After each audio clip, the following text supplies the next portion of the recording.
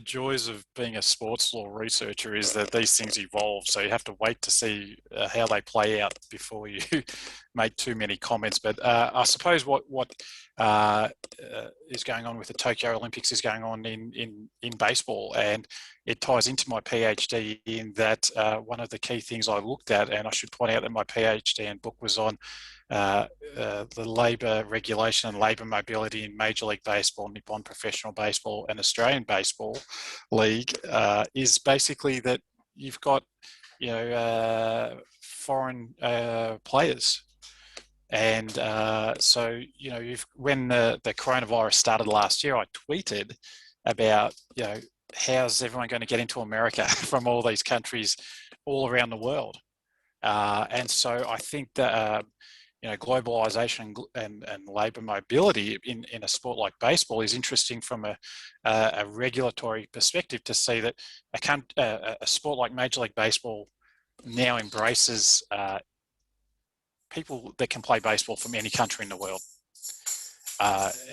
Keeping in mind that it wasn't that long ago that Jackie Robinson broke the segregation of Major League Baseball and really sport in America. And in a very short period, it's gradually globalised. It was first with Latin players, and then Hideo Nomo broke open for Asian players, and then Australian players, and other people have sort of been dispersed through that, as opposed to, say, a country like Japan and the NPB, where you've got a limitation on foreign players per team until you become a free agent in Japanese baseball. Then you're not counted as a foreign player. And then in the Australian Baseball League, in its second incarnation since 2010, has gradually decreased the requirement for Australian players and the level of protectionism for Australian players, to the point now under its current ownership structure where there's really no requirement for Australian players. And so I think that's this is an important thing, because there aren't many sports that don't have a globalised labour supply. Even sports like the Australian Football League have foreign players, both the men's and women's league, and Irish players. And the movement of players and people is now, it's heavily restricted.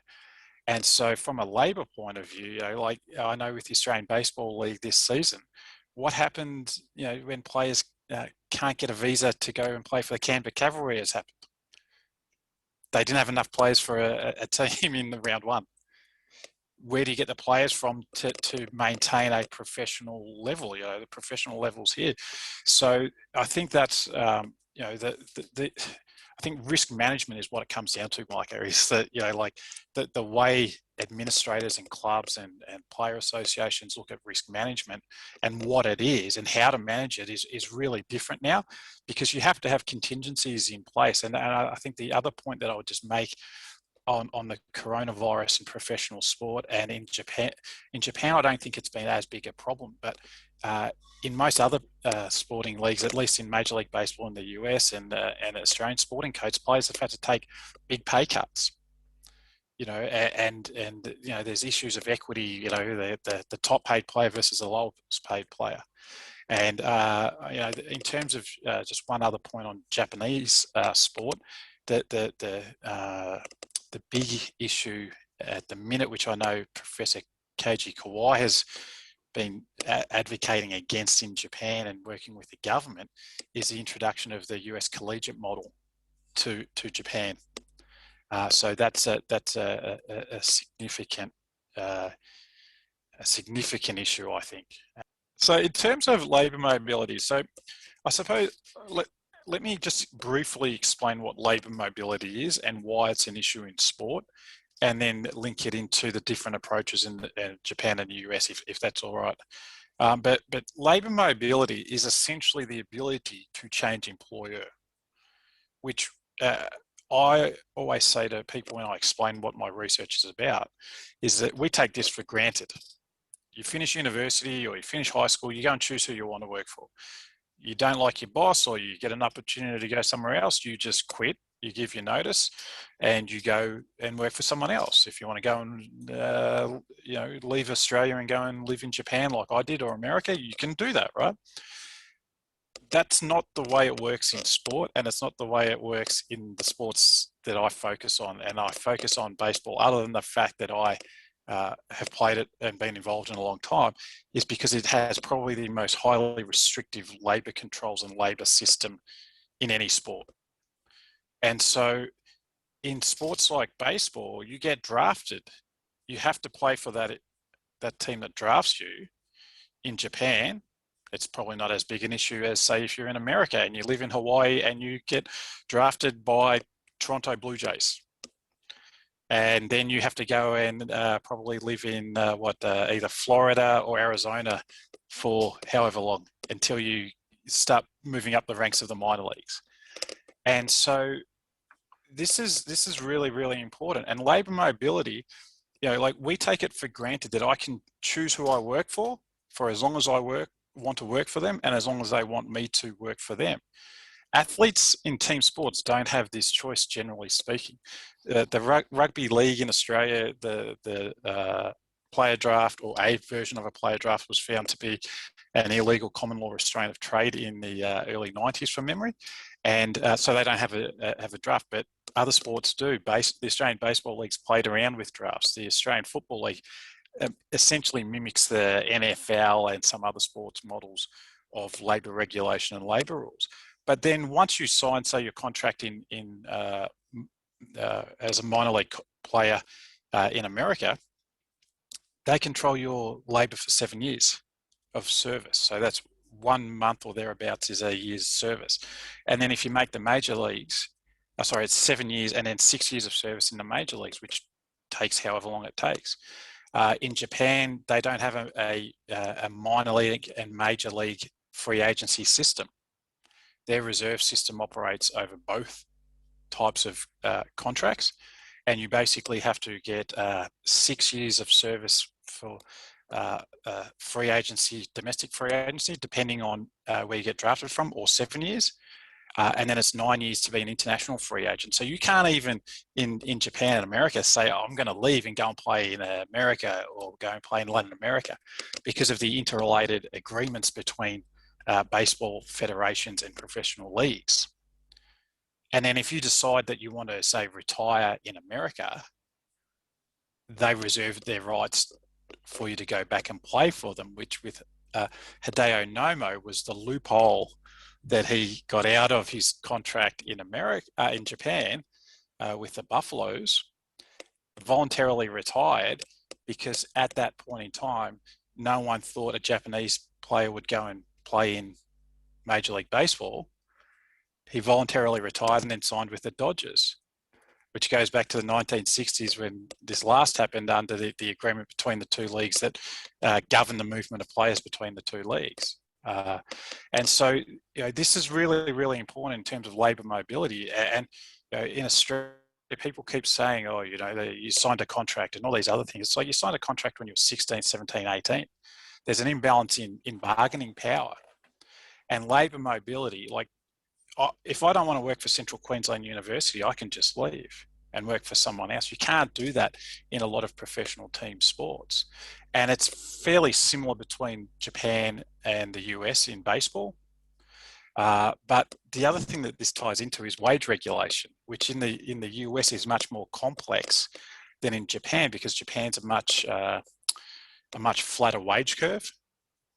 You can't earn $30 million a year for 10 years like you can in America. The top paid players get $3 to $5 million, and there's not a lot of them. Whereas in America, the top paid players, Machado and Bryce Harper, who are on $400 million agreements for 10 to 13 years, guaranteed money. They stop playing baseball, they get injured, they get the rest of the value of the contract. So wage regulation, labour mobility is very central to, and there's differences in the type of money that you can make in Major League Baseball. In the minor leagues, there was an antitrust class action on the wages for minor league players, because they're below minimum wages, federal and state. They don't get paid for a lot of the work they do. Whereas in Japan, it's a lot fairer system. and you tend to not get released after a year, or the week before the season starts, you don't get released, as is the practice in America. So labour mobility is really important.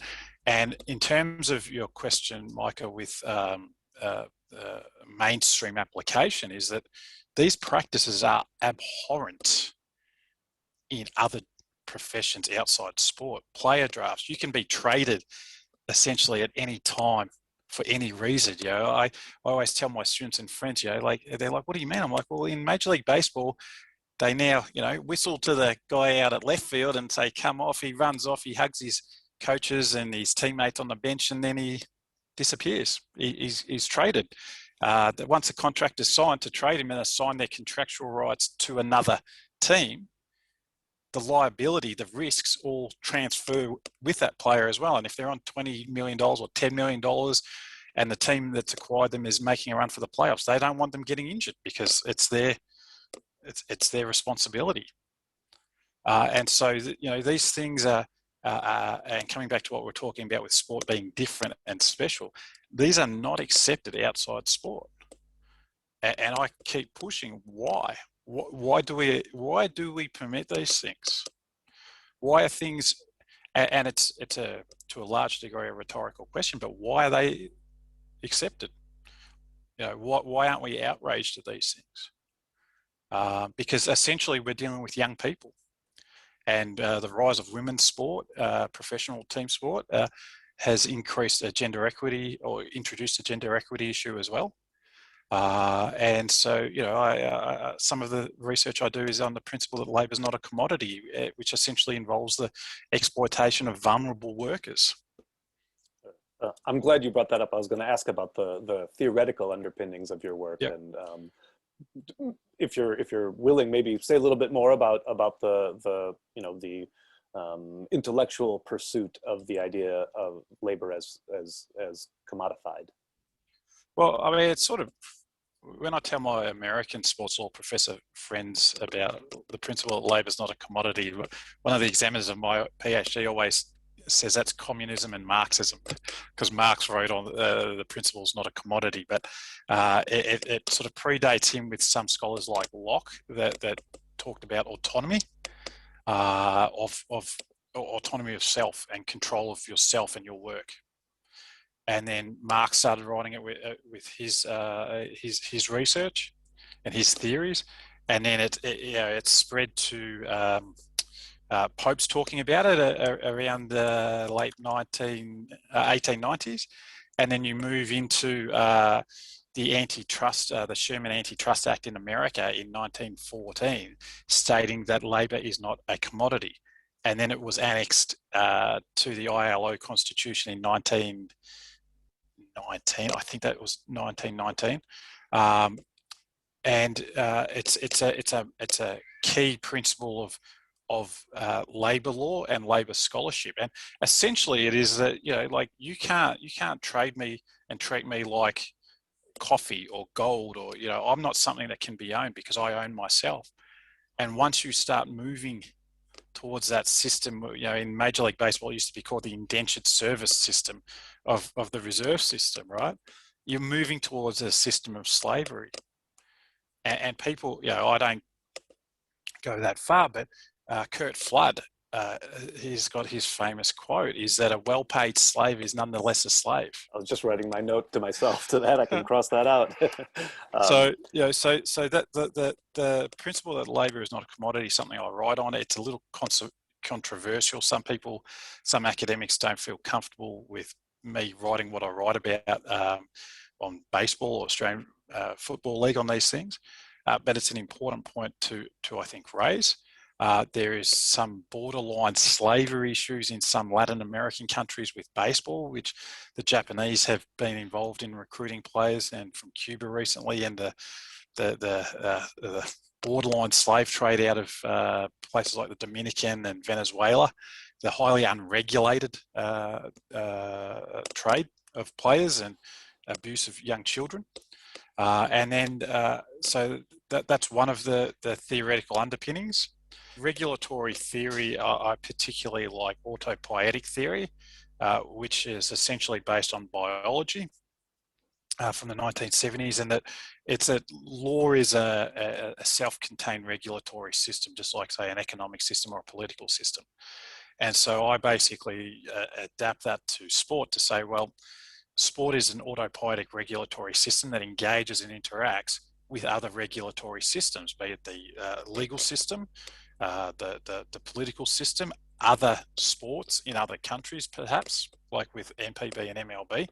And those interactions shape and influence the evolution and the development of the different forms of regulation and rules within that regulatory system. And I think baseball is a particularly good case study for that. So, NPB players strike in, what was it, 2003, 2004? I don't have my book on me, so I can't flip through it. Is a key moment in the development of the labour regulatory system in NPB. NOMO going to NPB, massive impact on sport, and Japanese baseball, because since then now players want to go to America and can go to America. It's part of their career trajectory. I think it was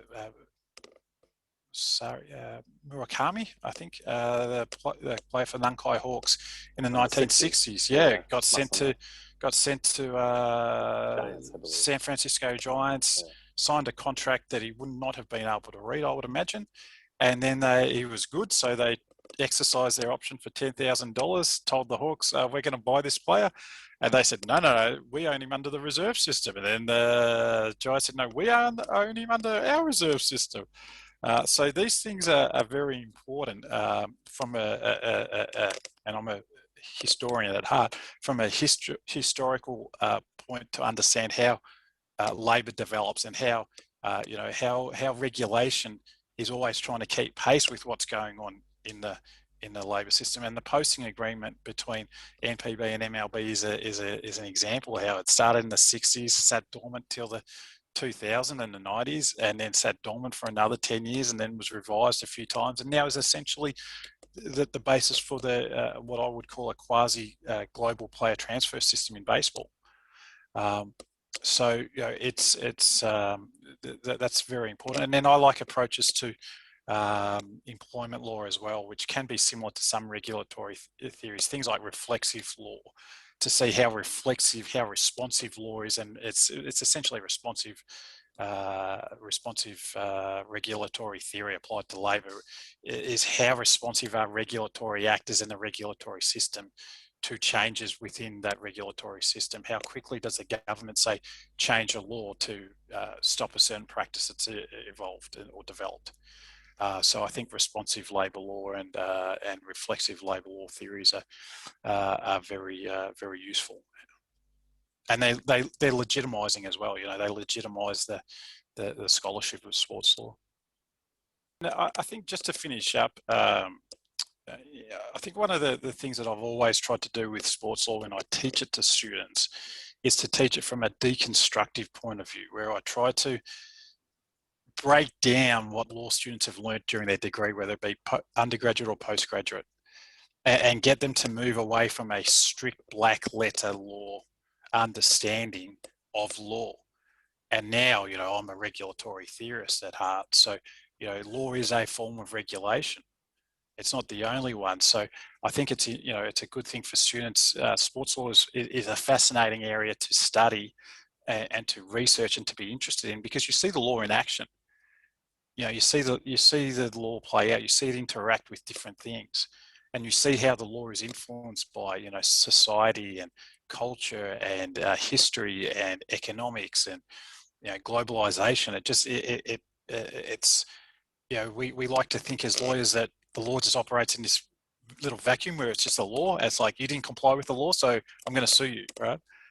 And I think to start to say, okay, well, look, Japan, America, Australia have very similar labour law systems, very similar labour law rules, but the labour markets operate very differently, and the way the law plays out is very different, particularly in Japan to say the US and Australia.